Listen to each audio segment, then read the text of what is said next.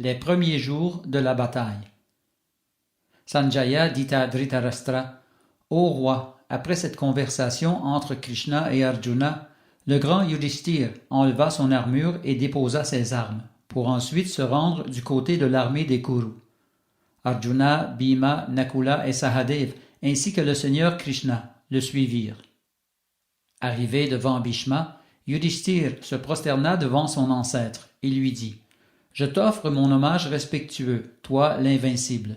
Accorde-nous la permission de nous battre avec toi et donne-nous ta bénédiction à cet effet. » L'aïeul de la dynastie Kuru répondit « Yudhishthir, si tu n'étais pas ainsi venu me voir, j'aurais prononcé contre toi une malédiction qui aurait entraîné ta défaite.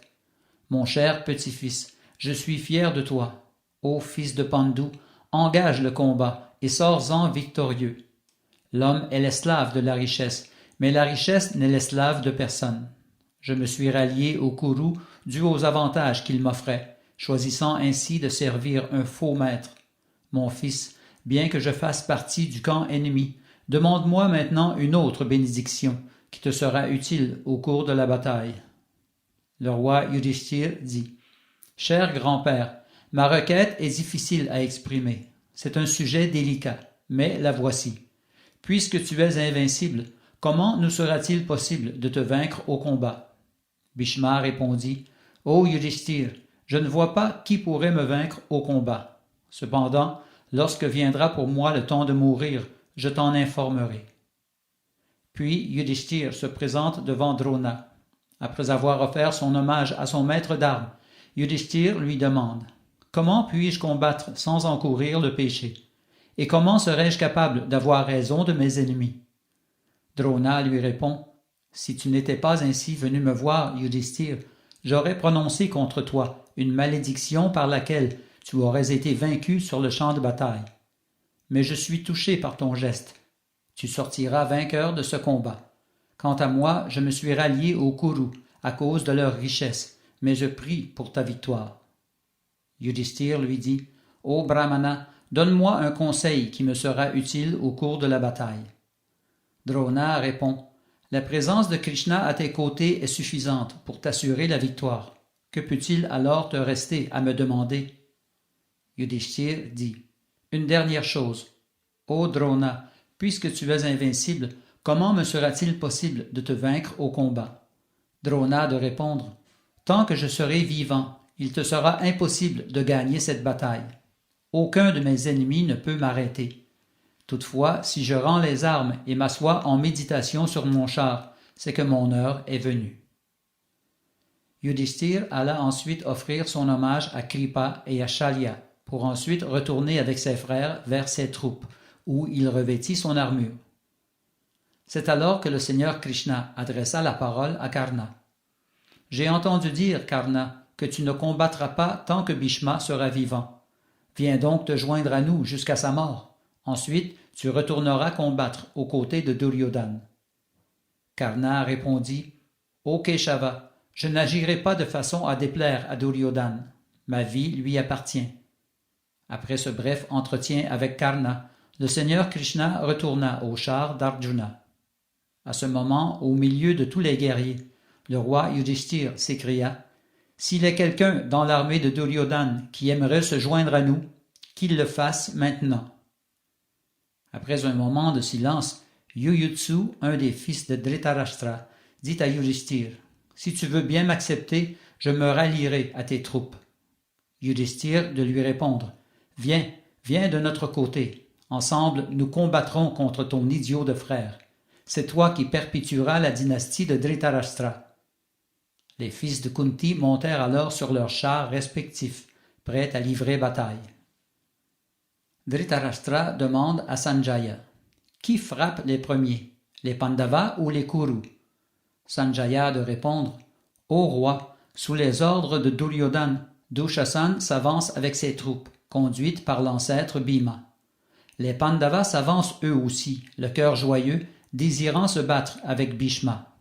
Les conques et les trompettes produisent un son tumultueux, accompagné du battement des tambours et des cris étourdissants des soldats. Bhima hurle à tue-tête, couvrant le son des tambours et des armées qui s'affrontent. Bhima crie si fort que les chevaux et les éléphants des deux armées urinent et défèquent. Au contact des deux armées, un gros nuage de poussière s'élève au-dessus du champ de bataille. Le son des troupes, le son des arcs, les pas des fantassins, la furie des chevaux, le fracas des armes, le son des éléphants se ruant les uns sur les autres et les collisions entre les chars, tout cela mêlé ensemble produit un son tumultueux, à en faire dresser les poils sur le corps. Certains soldats, transpercés par des centaines de flèches, ressemblent à des pelotes à épingles. Les Kurus et les Pandavas oublient complètement qu'ils appartiennent à la même famille, à la même dynastie. Une seule pensée les habite, tuer l'ennemi. Parfois, de gros éléphants, fous de rage, piétinent les fantassins et les chars, sans que nul ne puisse les en empêcher. Les éléphants ne tombent qu'après avoir été transpercés par des milliers de flèches. Les masses, les épées et les haches de guerre sont recouvertes de sang humain. Certains soldats se font trancher la tête, d'autres les bras, d'autres les jambes, tandis que d'autres se font transpercer par des lances. Certains sont transpercés par des défenses d'éléphants, pour ensuite être propulsés dans les airs sur une grande distance. Les éléphants piétinent aussi bien les cavaliers que leurs chevaux. Des javelots étincelants volent dans les airs comme des météores, atteignent un soldat et du même coup en transpercent un autre. Les armes remplissent l'espace. Partout on n'entend que gémissements. Les éléphants démolissent les chars pour ensuite les prendre avec leurs trompes et les faire retomber au sol avec fracas. Le champ de bataille est devenu un amas de têtes, de jambes et de bras coupés. Plusieurs soldats mutilés gisent au sol, parfois dans des rivières de sang, appelant en vain leurs parents et amis. D'autres, affaiblis par la soif, étendus par terre, demandent à boire. Certains autres, mortellement blessés, attendent en silence le trépas libérateur. Les fantassins glissent sur le sang. En ce premier jour de la bataille, Bhishma, le fils de Shantanu, lance des flèches sans interruption sur les soldats des Pandavas.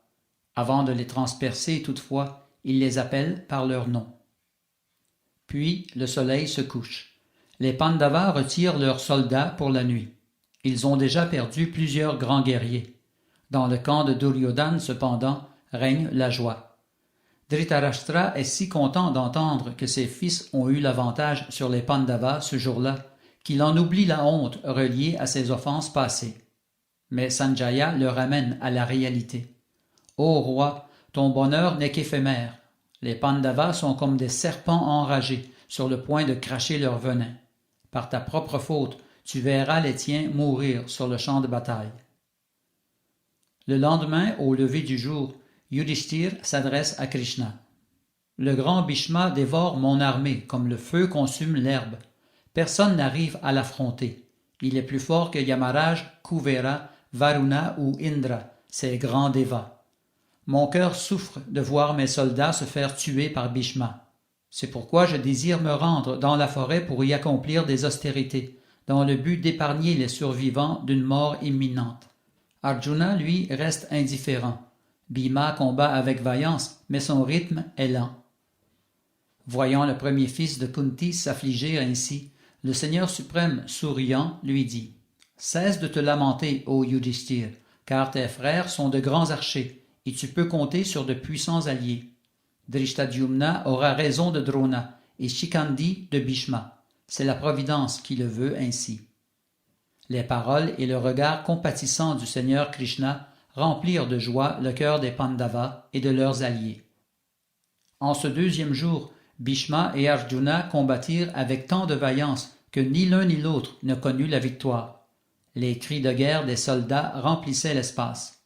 Tellement entassées étaient les troupes qu'on ne pouvait discerner l'ami de l'ennemi. Les amis s'entretuaient, de même que les ennemis. On voyait des têtes rouler par terre ou voler dans les airs. Parfois, Sanjaya n'arrivait plus à décrire à Dhritarashtra le déroulement de la bataille. Bhima, à pied, l'épée en main, tranchait les têtes et les jambes des éléphants. Il piétinait aussi les fantassins et les transformait en boules de chair. Il semblait danser sur le champ de bataille, sans que nul n'y puisse rien. Pendant ce temps, Arjuna lançait des flèches dans toutes les directions, transperçant certains soldats de 500 d'entre elles. De ces flèches, Arjuna tranchait les bras des soldats, pendant que ceux-ci avaient encore l'arme à la main. Une montagne de cadavres entourait le char d'Arjuna. Puis, le soir venu, les Pandavas se retirèrent pour la nuit, le cœur apaisé. Le troisième jour de la grande bataille, les Kurus organisèrent leurs troupes en forme d'oiseaux. Cette formation s'appelle Garuda. Les Pandavas, quant à eux, organisèrent leurs troupes en forme de demi-lune. Ce jour-là, Bhishma combattait avec tant de vaillance que les Pandavas n'arrivaient pas à suivre ses déplacements. Bhishma semblait être partout à la fois, tantôt à l'est, tantôt à l'ouest. Aucune de ses armes ne ratait sa cible. Il tuait un éléphant d'une seule flèche, et d'une seule flèche 2 ou 3 soldats. Même avec à leur côté Krishna et Arjuna, toute l'armée des Pandavas tremblait de peur. Certains quittaient même le champ de bataille. Il ne restait qu'un vaste océan de corps mutilés, d'armes brisées, de chars démolis, de chevaux morts et d'éléphants agonisants, entassés en collines gigantesques. Krishna dit alors à Arjuna, « Le temps est venu pour toi de remplir ta promesse et de tuer Bhishma. » Arjuna répondit au Seigneur Krishna, « Conduis mon char près de Bhishma. Je lui ferai courber l'échine et lui enlèverai la vie. » Voyant Arjuna foncer vers Bhishma à toute allure, Yudhishthir et son armée redoublent de vigueur afin de protéger leur frère. Bhishma se met alors à lancer en direction d'Arjuna des milliers de flèches au moyen de son arc céleste. On n'arrivait même plus à discerner le char d'Arjuna. Arjuna, cependant, à l'aide d'une seule flèche, parvient à couper en deux l'arc de Bhishma. Ce dernier prend rapidement un autre arc et le bande au maximum, mais Arjuna le coupe encore en deux. Bhishma applaudit alors Arjuna en disant « Mon fils, un tel exploit est digne de toi. Ta prouesse me satisfait grandement. Continue à te battre et fais de ton mieux. » Et la bataille continua de plus belle. Toutefois, Arjuna ne combattait pas à pleine capacité. C'est pourquoi le Seigneur Krishna décida de poser un geste en faveur des Pandavas. Il pensa « Bhishma peut détruire toute cette armée en un seul jour, et les soldats de Yudhishthir sont pris d'épouvante. Par respect pour son grand-père, Arjuna n'ose pas l'affronter. C'est pourquoi aujourd'hui je tuerai Bhishma, par amour pour les Pandavas. » Pendant ce temps, le grand Bhishma, secondé par ses troupes, inondait de flèches l'armée des Pandavas. Soudain, le Seigneur Krishna lâche les rênes, s'élance hors du char d'Arjuna, puis s'empare de son disque Sudarshan, tranchant comme une lame de rasoir et aussi brillant que plusieurs soleils. Les pas du Seigneur font trembler la terre. Il se rue vers Bhishma, disque en main. Son vêtement jaune ainsi que ses beaux cheveux noirs flottent dans l'air. Son visage plein de colère ressemble à une fleur de lotus teintée de rouge. Voyant Krishna courir ainsi vers lui, Bhishma, sans la moindre angoisse, dit à son maître divin « Viens, viens vers moi, ô personne suprême, maître des Devas. L'univers est ta demeure, je t'offre mon hommage respectueux. Ô Seigneur, force-moi à descendre de mon char et montre-moi ta force extraordinaire. Si je suis tué par toi au milieu de ces armées, grande sera ma fortune, dans cette vie comme dans l'autre. » Tout en courant à vive allure, le Seigneur Krishna dit à Bhishma, « Tu es la cause première de cette boucherie. Si tu étais le moindrement honnête, il y a longtemps que tu aurais empêché Duryodhana d'agir comme une crapule. Je ne peux tolérer cette injustice envers les Pandavas. » Entre-temps, Arjuna rattrape son cousin Krishna et de ses mains tente de l'arrêter. Mais le Seigneur Krishna le traîne avec lui et poursuit sa course. Arjuna, toutefois, finit par l'immobiliser et lui dire « Je t'en prie, Krishna, maîtrise ta colère.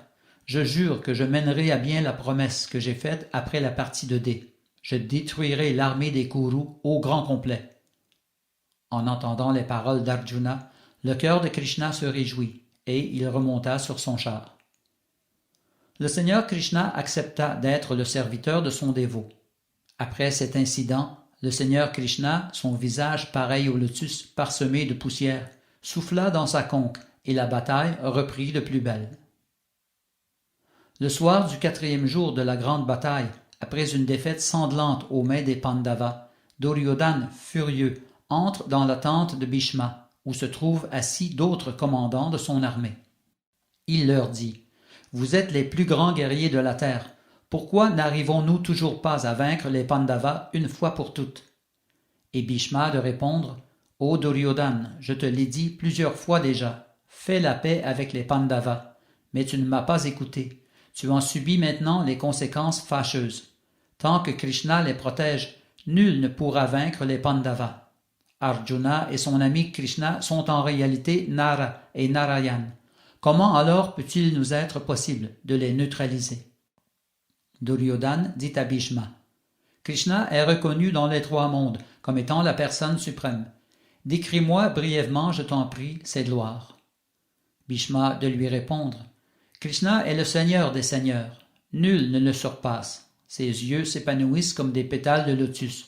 De sa bouche, il créa le feu, et de son souffle, le vent. De son verbe, il a créé les Védas. C'est lui qui est allongé sur le serpent céleste, Anantashesha, au fond de notre univers, et qui maintient toute créature vivante. Il est à l'origine de tous les avatars. Il est le maître et le propriétaire des sens, et fait l'objet de l'adoration de tous les grands sages. Ceux qui prennent refuge en lui ne connaissent jamais la défaite. C'est pourquoi, en pleine connaissance de cause, Yudhishthir a pris refuge au pied pareil au lotus de Krishna. Quant à toi, Duryodhana, tu connaîtras la défaite à la fin de cette grande bataille. » Après avoir ainsi brièvement parlé, Bhishma, l'ancêtre des Kurus, se retira dans sa tente pour la nuit.